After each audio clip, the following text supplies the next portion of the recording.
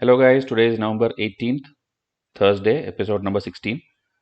Today, in case you are facing any audio issues, please tell me in comment section because I'm recording it from a different place. So maybe the sound will be a little bad or maybe it is amplified more. So let us know, okay, if there is echoing or something. But I hope it will be understandable. You try with both. You remove your headset and see and put the headset and see. So whichever is suitable for you, listen in that way, okay? Because in for next few days, maybe this might be the audio conditions here. So today's articles, if you see, two of the articles are repetitive. If you see, this one is a transfer as punishment. The judges transfer, if you remember from the Tamil Nadu High Court, one judge was moved to Meghalaya High Court, so it was considered as a demotion.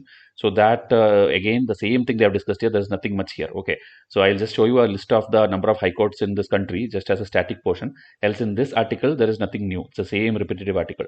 Here also, there's a repetition because the China's communism related. They have their 100th anniversary or something, and they are having some sessions in their country fully related to communism, following the legacy of Mao and all the other old Chinese leaders. The new president is also doing certain things. So this is also not of our concern. Okay. Then here, if you see, here again, Karnataka elections going to happen. So the Vidhan Sabha, okay, the legislative assembly, like we have Lok Sabha and Rajya Sabha. In states, we have the Vidhan Sabha and the Vidhan Parishad. Okay. So that one, the legislative assembly and the legislative council, the elections will happen. So legislative assembly is there in every state, but legislative council only in few states. So that also a table I'll show you. Other than that, what is the result, who will win the election, that is of no concern for us. Okay, this also, if you see, a very like good for nothing kind of table they have given. Again, gender balance. Last many days they're giving gender balance, like, okay, these many women are there, these many men are there. So on general, if you know the numbers, that is okay. But here, everything what they do, like how many people attended a meeting, in that meeting how many spoke, or in coronavirus how many people submitted their research report. For everything they are putting like, okay, this much male, this much female. So this much scrutiny is not required for this topic. So that is also not a requirement. Then here, this is important: global climate risk index, global climate performance index, all these things by German watch NGO. This report already in Vysh courses we have already discussed in two separate videos. So again, whatever extra points is here, we'll discuss here. Here, they're actually, author is telling the index is not right, the parameters they use is not right, the methods they use is not right, and complete criticism is done. So we'll see what is the point of criticism. Okay, then here, this again is a criticism article where the healthcare, we know this government schemes are there, private schemes are there. So government is telling more private companies to do more things. The government is not able to provide everyone health insurance. So that kind of criticism again about the government, we'll see. Then here, end the blame game. This is Delhi pollution. This is also a kind of blaming. Okay, like center will blame Delhi, Delhi will blame Punjab. So that kind of thing, Delhi pollution, why it is happening, that article. Okay, then here, if you see, again, continuation of that J Beam movie where the Tamil Nadu communities are there. So, but here one extra thing is that the fifth schedule related little points are there, polity related points. So that we'll discuss. Okay, but it's again the tribal rights and stuff. Okay, so this is the main articles today. So again, as I told, the first I'll show you the list of the high courts in India, just as a static portion. Anyway, you cannot by heart all these things, but at least you should know which are the latest high courts, which are the oldest high courts, that kind of thing. You have to just sort it and study it. Okay.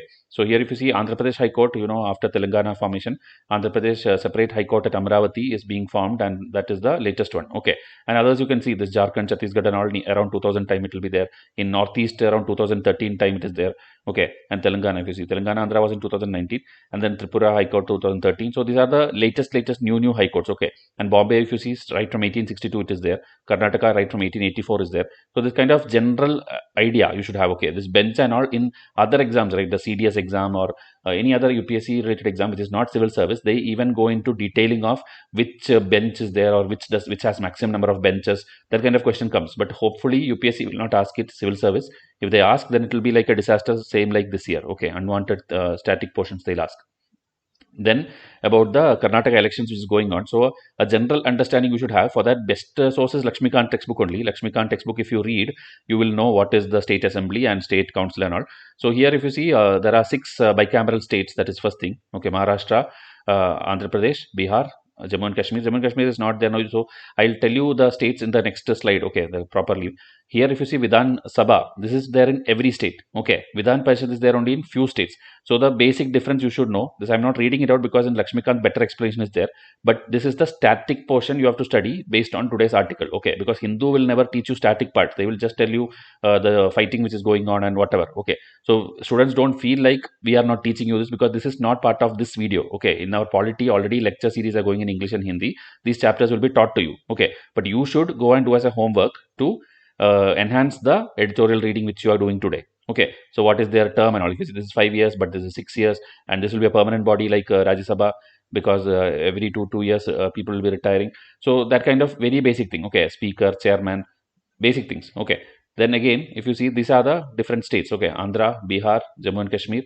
So here the states which has both the MLC and MLA. This once UPSC have asked. Also within MLC, the election is a little complicated procedure. Okay, like the membership, 1/3 will be elected by the MLAs of the state, 1/3 will be elected by the local bodies, 1/12 by the teachers, 1/12 by the graduates, and 1/6 is nominated by the governor, and that too from art, science, literature. So this and all is clearly given in your Lakshmikant textbook again. Okay, so I'm telling you every day I'll do this also. Along with the newspaper reading, I'll tell you what is the static part which you have to go and read from your textbook. Okay, because I start teaching here means then lectures will become very, very lengthy. Okay.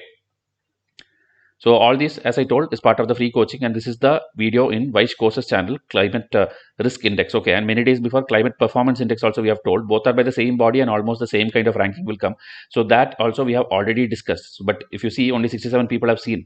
So if that is the kind of viewership, then this editorial will look something new to you. Okay, but if you have already been following this channel, then already you have studied this topic. Okay, so please give your attendance also. Hope by this time you have given your like and one-liner comment. And to contact me, you can contact at WhatsApp or email. Okay, it's given here, WhatsApp or email. You can contact me. WhatsApp will be faster. So first itself we'll see the global climate risk index, and this video also I recommend you to go and watch it today itself.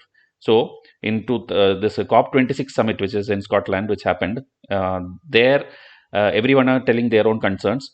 So here they are telling, okay, the island states and all these people, they have the concern that they are the ones who will be getting affected first if a disaster happens, if a sea level rising happens, if the glaciers are melting.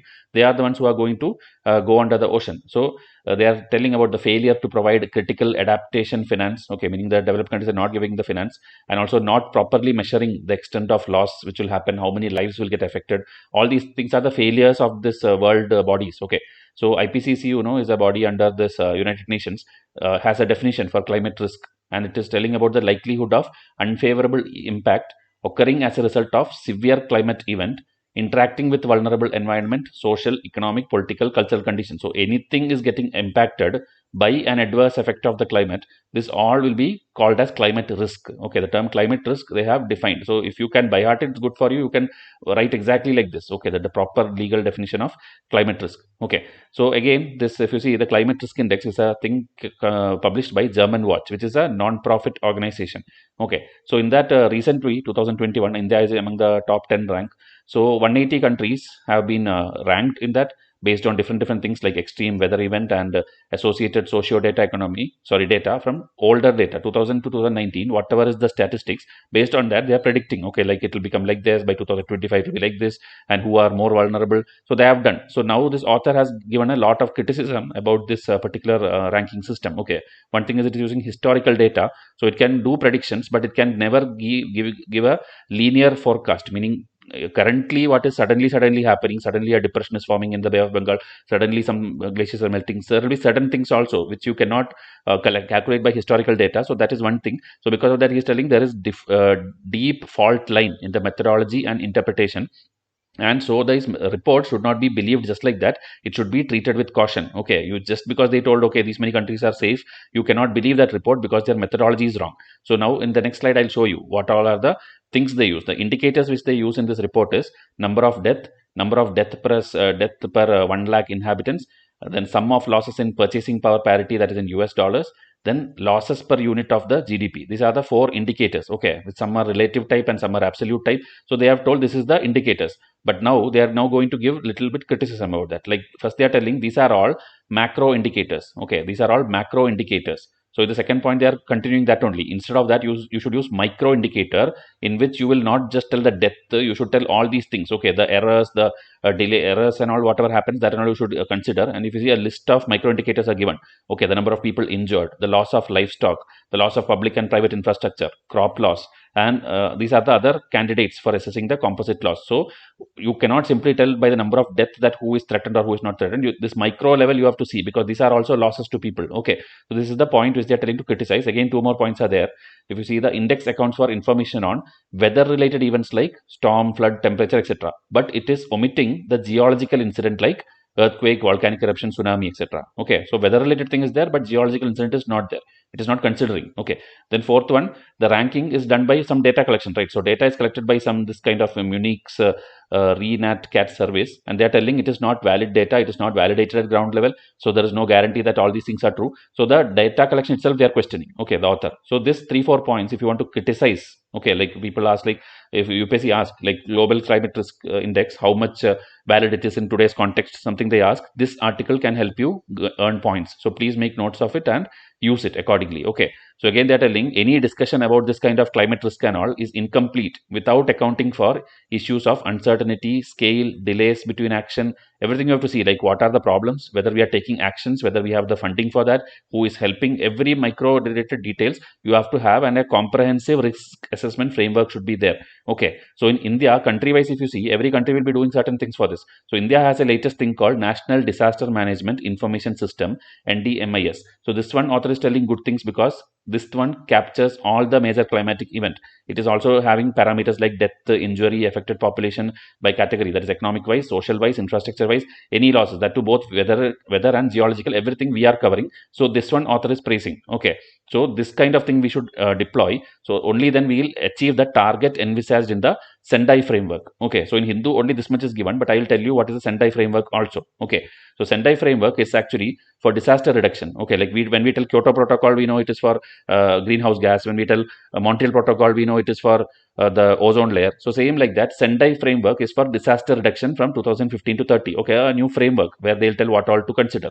So it was adopted when in 2015 in the third United Nations World Conference on Disaster Risk Reduction. These are extra theory. Okay, this is not there in your Hindu. So the present framework applies to the risk of small scale and large scale, frequent and infrequent, sudden and slow. So every kind of natural, man-made, all these things you can make note down, or it will be there in the, when you Google, you will get it. Okay, these are the things which they'll consider. Okay, guide the multi-hazard management of disaster risk in development. Then if you see here, earlier, before this one, before 2014, we had 15, we had something called Hyogo framework. Okay, this Hyogo Sendai and all the places in Japan, that is where meeting happened. That is why it is named like that. Okay, so 2005 to 15, we had a Hyogo framework for action, building the resilience of nations and communities. So this Sendai is the new one. Okay, it is like same, we have this Millennium Development Goal earlier. Now we have Sustainable Development Goal. Okay, because that thing got expired and now it's outdated. So we made the new set of 17 goals. Same like that, Hyogo framework is outdated. So we made the Sendai framework for disaster management.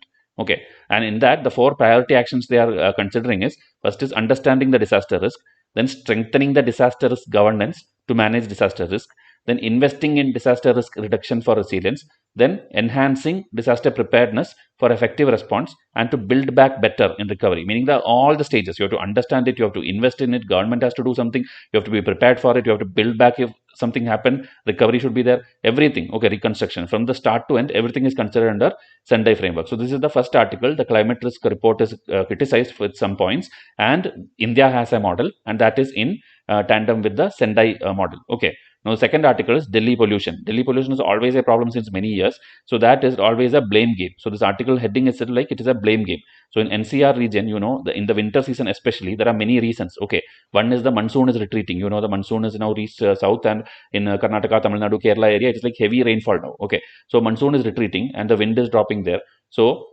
that is one thing, the dry air. Then there is pollution from all these things which are throughout the year. Okay, but now in this winter season it becomes more visible. Okay, the construction industry, road transport pollution, which is already there, it becomes more intensive and more visible during the winter season. Then we have this practice in North India, especially in Punjab, Haryana and UP, the stubble burning. Okay, because when one season gets over and when we are getting ready for the next season, the stubble burning thing is there. The rice crop or whatever we have, the rice straw, the existing one, we will be cutting it down and we will be burning them. So that smoke also goes towards towards the Delhi region. Okay, so Delhi's air turns toxic because of this stubble burning also. Then on top of all this, they are telling the Deepavali bursting of cracker also.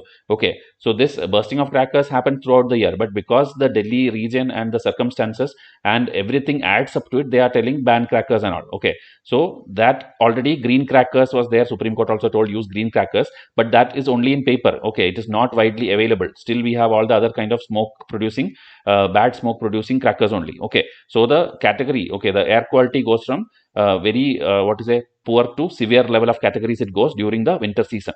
Now, Supreme Court of India, whenever this happens, will tell something strictly. Government will take some quick action, and then for a few days, everyone will forget it, and everything is like forgiven. Okay. Then next winter time, again this debate will come. Okay. So this is what is happening. There is no permanent solution. Only when something disaster happens, that time Supreme Court tells, center pushes it, state does something for like odd even scheme, something they'll do, and then everything is forgotten and forgiven because the summer season will come by then. Okay. So this is what is happening. So again, this blame game is what we have to stop. If you see, center blames the Delhi government, Delhi will go and blame the Punjab government. So this is going round and round. Okay.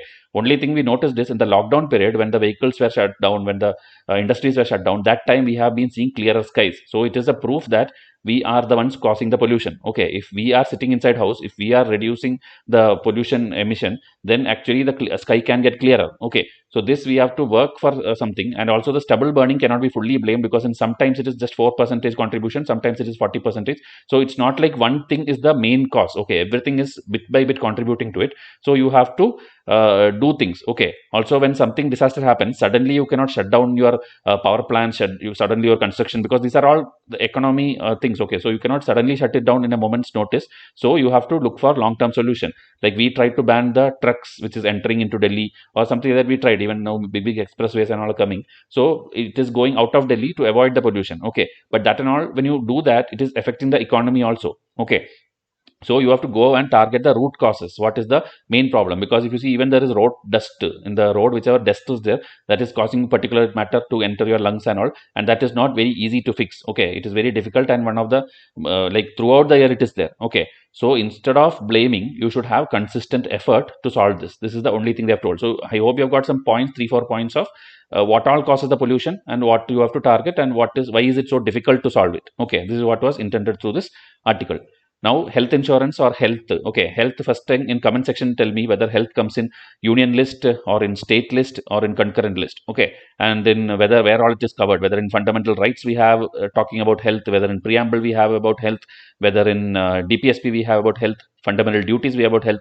So this kind of thing is what UPSC asks. Okay, UPSC asks like this year it came like concentration of wealth is mentioned under where. Okay, so answer will be DPSP. So like that, you have to tell the things in static angle. That is why UPSC becomes more unpredictable also these times. Okay, so one thing this article tells about the universal health coverage. Okay, we have been trying to achieve it. We are trying to give everybody health insurance and all these things. So that is what is discussed here. Okay, it should be timely, it should be of good quality, it should be acceptable, it should be appropriate, it should be affordable. Okay, there's a WHO picture which I took from Google. It is not mentioned in your Hindu. And in India, what we are doing in India, we have this Ayushman Bharat scheme, which is a big successful scheme only, but it is not covering everyone. It is covering the 50 crore poorest population people. They'll be given 5 lakh per annual this thing insurance claim, if that too for around the people who are under certain economic bracket. It's not like for everyone. Okay, and it is there in both private and government thing. Okay, but now the author is telling that instead of government doing most of the things, they are diverting most of the things to private sector.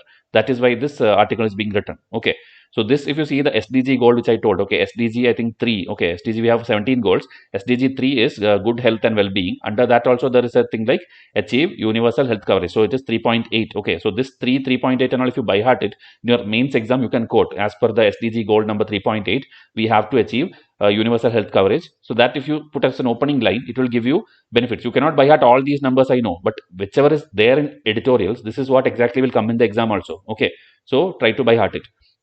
So now the problem here is telling the Ayushman Bharat scheme is covering the poor and vulnerable section, around 50 crore population. Okay, and here if you see, we have other rich people who are taking private health insurance also, but who is missing out? There is something called missing middle. Okay, a report of Niti Aayog has come where they are telling health insurance for India's missing middle, okay, the middle class, because they are not covered under the poorer people scheme, and they are also not able to get the richer people's big premium insurance also. So they are getting missed out of it, and so universal health coverage is getting affected. This is the gist of the entire article, but they'll tell round and round with lot of examples. Okay, so voluntary contributory health insurance dispensed mainly by private commercial health insurance as the prime instrument for extending health insurance to the missing middle is not what is it? This is what report is suggesting. Okay, report is telling you should get into the middle class, should get into private commercial kind of health insurance so that they get covered. Okay, but that there will be no government subsidies, there will be nothing. Government is telling like subsidies will be given for the poorest among those missing middle. Okay, within the middle also,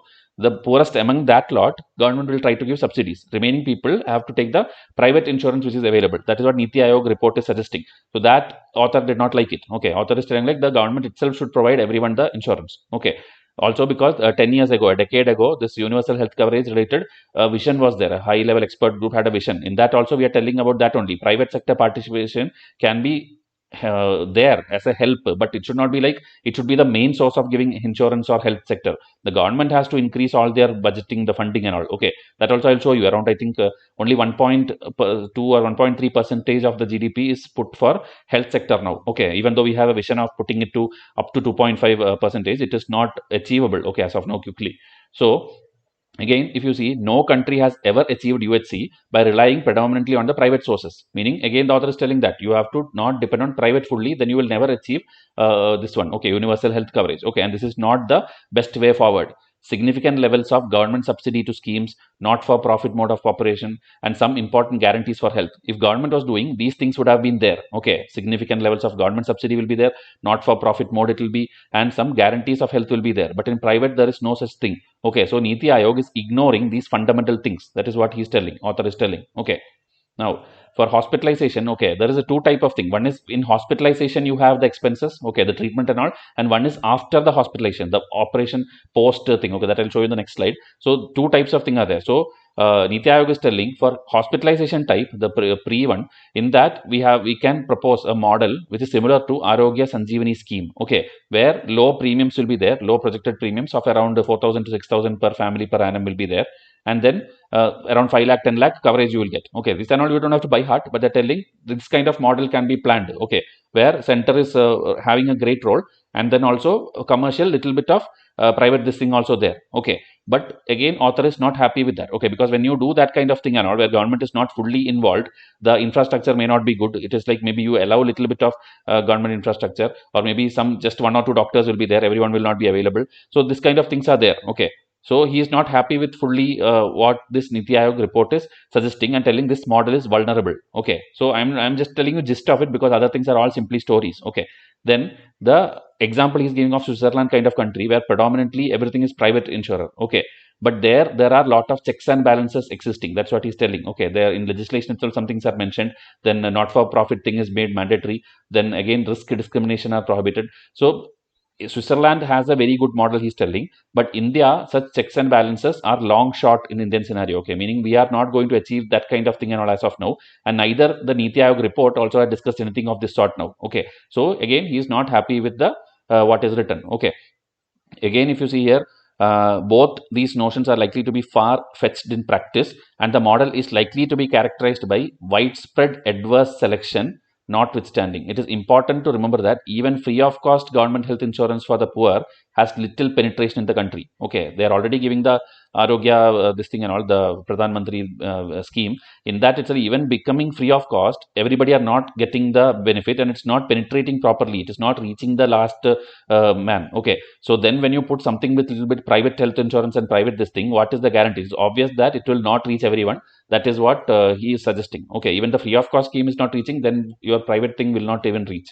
Okay, now again the other one, the outpatient, meaning from hospital you are discharged, but you have other things also. You need doctor consultations after that, you need diagnostics, you need medicines. So that expenses is actually the largest out of pocket share. Okay, this is in your economic survey also it's mentioned. OPD expenses comprise the largest share of out of pocket expenditure of healthcare. Okay, it's not the hospitalization fees. After that you have a lot of testing and diagnostics. That is where you spend even more. Okay, from your own pocket.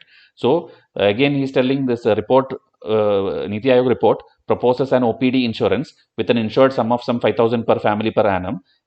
But problem here is it is on subscription basis. Okay, the report, whatever suggests, it is not suggesting a proper one. A subscription basis where the premium and all you have to almost pay starting itself. You would need to pay nearly the entire insured sum in advance to obtain the benefit. Okay, not like small premium you pay monthly. A big money already you have to give, and then when something happens, you can claim it. So this is the last thing one would equate with UHC. Okay, this is not called universal health coverage. Universal health coverage means government should take care of all these things. We should not, the people should not be burdened. They should not be able to give a lot of money in the starting itself. Everything should be planned. So this is not universal health coverage. So he's again criticizing the OPD suggestion which Niti Aayog gave. That also he is rejecting. Okay, so this is unlikely to result in significant reduction of out-of-pocket expenditure. Okay, because again the same thing, low-powered physician will be there, and it's not going to be done properly. You have to do it in a more coordinated way, and largely indifferent to such an OPD insurance scheme, particularly if it restricts choice of healthcare providers. Okay, because you are not going to have much choice and all. Okay, they'll give you some little bit of this thing, one doctor, two doctor, one scheme, two scheme. So this won't work, and this is not called universal health coverage, is what the author is trying to tell.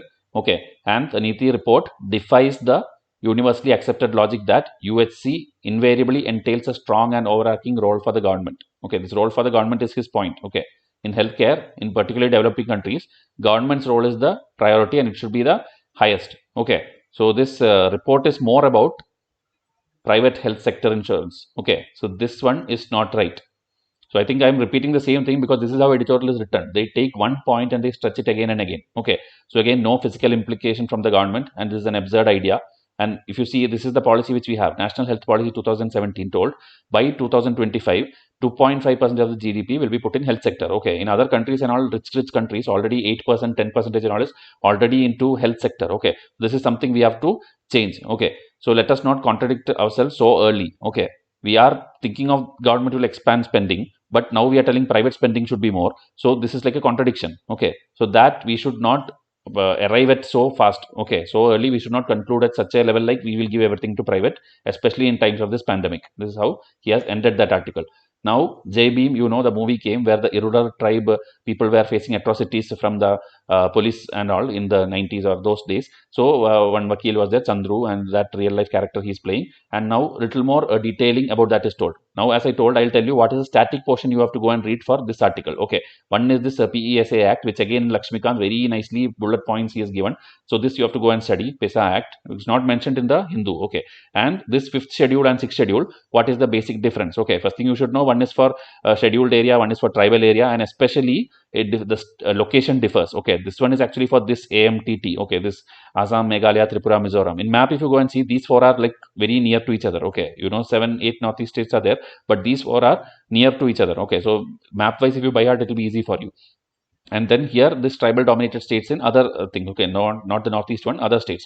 Okay, then they have tribal advisory committee. Here we have autonomous district council. So this and all, these are just 3-4 points, but in Lakshmikant very nicely he has taught everything. Okay, fifth and sixth schedule, so that if in our lecture it comes, there also we'll teach you, as you also anyway you have to go and read the Lakshmikant yourself. So this is the static part you have to go and study for this article. Okay, and this slide also I have put it by myself, it's not there in Hindu, to give you some extra factual points. Okay, because this year tribal languages question came. Okay, so you know languages in India, we have 4 types: Indo-European, Dravidian family languages, Tibeto-Burman languages, Astro-Asiatic family. Okay, these are the 4 primary languages. Then if you see this, what it comes, that and you can study. Okay, like Dravidian will be south language, then Tibeto-Burman, you know the location where it is. Austro-Asiatic means again to the east-south kind of thing, this Santal, Munda and all. So if you can by heart these examples which given, see Ho tribe, this only was asked this year. Okay, so Santal, Munda and Ho, and here it is in the Himalayas, here it is this Gond, Khond, Khoya. So this one if you make a table and keep, then if at all UPSC asks, it will be easy for you. See Halbi, Halbi was also this year, Ho, Halbi and one I think Kui, Kui. These are the 3 tribes which this time UPSC asked, and asked like what is it? Answer was tribal languages. Okay, so again scheduled tribe communities live in about 15% of the country's area. 80% of the scheduled tribe work in primary sector. Okay, that is agriculture, mining and all these things. And if you take sex ratio of this thing, it is above 990. Okay, so it's good one actually. Female to male ratio, it is actually good in both rural and urban. Then distribution in which states? Madhya Pradesh has the highest. Then we have Maharashtra, we have Odisha. These are where the ST populations are there. Okay, then another number I told you yesterday, 705 tribes are there in India. out of which 75 are particularly vulnerable tribal groups. So what is this PVTG and all? As I told, we cannot teach a lot of theory here, but as and when the articles proceed, I will teach you. But again, most serious aspirant, please see to that you are enrolled to the test series, because all these are taught. These are taken from my test series only. Okay, so these portions and all are extra static things you have to be careful about. Now in this article, again, they are starting with the story of the movie, the irregular tribe, where they were facing atrocity. They are the second largest of the 36 tribal community in Tamil Nadu, and they are traditionally this healers, snake and rat catchers. Then they migrate to different places for working in this brick factories and rice mills and all. This is all shown in the movie. Okay, so that movie, please watch it. You will get an idea.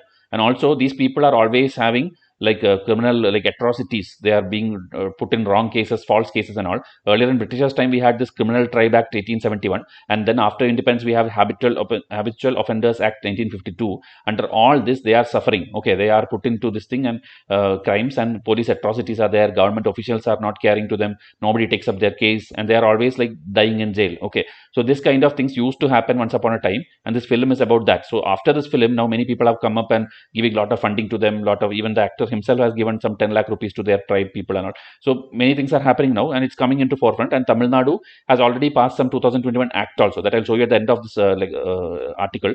Act is there, so that's a welcome step. So that is why this is in discussion now. Okay, so one problem is that this atrocities, everything we have told, but how to correct these structural issues and governance and the tribal communities concerned, how to solve it, that was not properly told. Okay, that movie just showed one person getting justice, but the overall structure we have to change. Okay, so this act, which is very important, Scheduled Tribe and Traditional Forest Dweller Act, which is also called as Forest Right Act, that there was this thing also, that no title rights were issued into Tamil Nadu because of a ban on issuance of title by the High Court till 2016. Okay, like as I told, we are doing funding and all, but there was a problem like this, like title rights were not issued to these tribal people. Okay, till 2016 it was there, when finally Supreme Court had to intervene, and then ban had to be removed. So legally our acts are not actually improving, only like Supreme Court, High Court is interfering and repairing it each and every time. So that is what author is telling, a new legal thing has to come. Another problem, whenever development happens, these people are made to vacate. These people are made to vacate their places because their areas, rich in forest and mineral resources,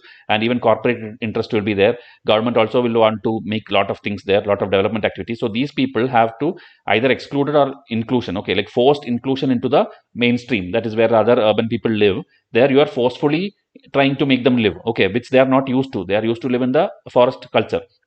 So this actually, a committee is there, SASA committee in 2014, which they called Ashramization of the Tribal. Okay, so this committee related a detailed question will be there in my test series, don't worry. So enrolled people will get more details. Okay, so this SASA committee and all told this only about this forced inclusion of the tribal people. Okay, and the makers of our constitution, Ambedkar and all, had predicted that this will happen. The people will be suffering. ST people cannot suddenly move into modernity and all. So they should have certain degree of autonomy. They should have certain degree of power with them. Okay, that I'll tell you what all powers also they got, and because of that only they introduced something called fifth schedule and sixth schedule. Okay, if you know, up to 8 schedules it was there in the starting itself in our constitution. From Ambedkar time itself we have. So fifth and sixth schedule, governed by article 244 1 and 2, was inserted for this only, to give certain right to the tribe in Northeast India and also across India. Okay, so this tribal perspectives, to give them respect to ecology, language, democracy, equality, property rights, everything is put under 5th and 6th schedule, which you have to study from your Lakshmikant textbook.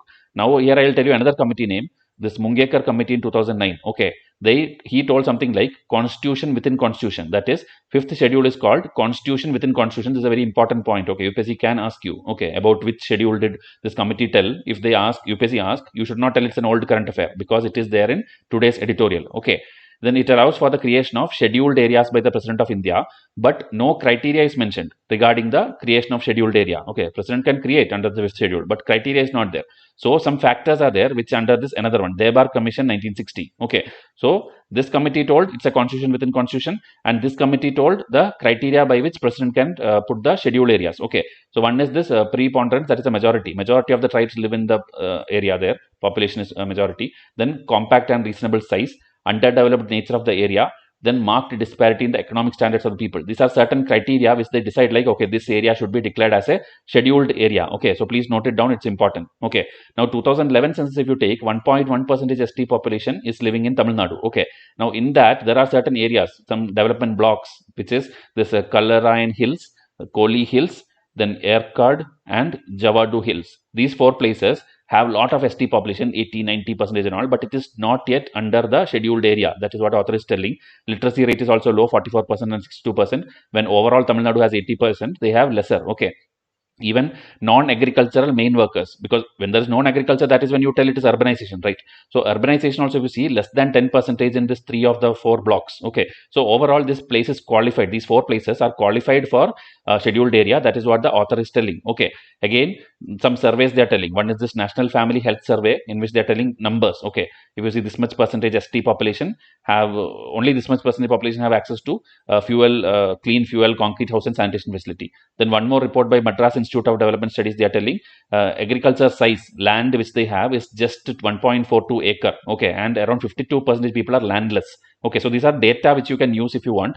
And again, this Irregular and Panian communities, the landlessness is up to 89 and 68%. Okay, because as I told, title rights are not given, they don't have own land, they don't have agriculture land, so they are all living with those kind of other professions, snake catching or rice mills and all these work. Okay, so this is statistics which you can use. It's very important. Okay, so these 4 blocks should be declared scheduled area. Okay, and there is another thing in Tamil Nadu called Integrated Tribal Development Program. Okay, so percentage like 50% more ST population if there exists in any place, then Tamil Nadu puts those places under this integrated tribal development areas. Okay, and with the enforcement of 5th schedule, you know, this PESA Act also came after that. 3 kind of autonomy is given. This is what I told in the starting. 3 kind of autonomy is given to ST people. One is developmental autonomy pertaining to land alienation, land acquisition, tribal subplan, social sector institution. These are all the development related autonomy given. Then autonomy over the resolution of disputes as per tribal law. Meaning any fight is there, you should use the tribal laws and their customs also to solve those issues. Then autonomy over the ownership and management of natural resources. Okay, the forest produce the bamboo, all these things. So these 3 autonomies are given to them through the 5th schedule and the the PESA Act. Okay, so this too I am telling you have to read the theory, because many minute points are there which UPSC can twist and ask you. Okay, so please read the theory also. Then again, they are telling these new areas, as I told, should be demarcated properly and should be brought under the purview of 5th schedule. That means it should be declared as the scheduled area, so that you fulfill the commitment which was made in 1976 by Government of India, and it's again reiterated by that Mungekar Committee of 2009. Okay, 1976 you had promised everyone who is having problems should be put under scheduled area. Okay, already as I told, it's brought under this ITB, this integrated tribal program, but it is not enough. Okay, because this is under the Tamil Nadu governance, the center wise also they should put it under the 5th schedule. Okay, and there is a body, Tribal Advisory Council. Their advice also should be considered. Okay, it is an advisory body in which 3/4 of the members are ST community. Okay, this also UPSC can ask, like Tribal Advisory Council, how much ST population is there? Okay, it is 3/4 of its members are ST community. Okay, and Tamil Nadu government should show more political will, set aside all the electoral interest, and all the measures should be done, because these measures alone are not the solution to all your problems. Okay, it should be complemented with clear policies, plan for tribal development reflected in the yearly tribal subplan. Okay, there is something called tribal subplan yearly. Every year they'll put a plan. So in that also clear cut policy should be written and it should be implemented. Okay, and should have including representatives from all the different tribes of Tamil Nadu. Okay, this is what I told, a welcome step, a right decision. Tamil Nadu State Commission for Scheduled Caste and Scheduled Tribe Act 2021. This is why it is more and more in discussion. Okay, so like this, welcome steps are there, more steps should be done. This is what the author is suggesting. So I hope I could explain to you more points, but again, theory, if I explain you now, video will go up to 1 hour, but that is not the intention of this lecture. Okay, this is to tell you what came in news, what can be coming in prelims, mains, interview and all, and what static part you have to go and read at your home. Okay, but if you're enrolled to my test series, you don't have to do that also. We will teach you that. Okay, so I'll come up with the next video. Thank you and have a nice day.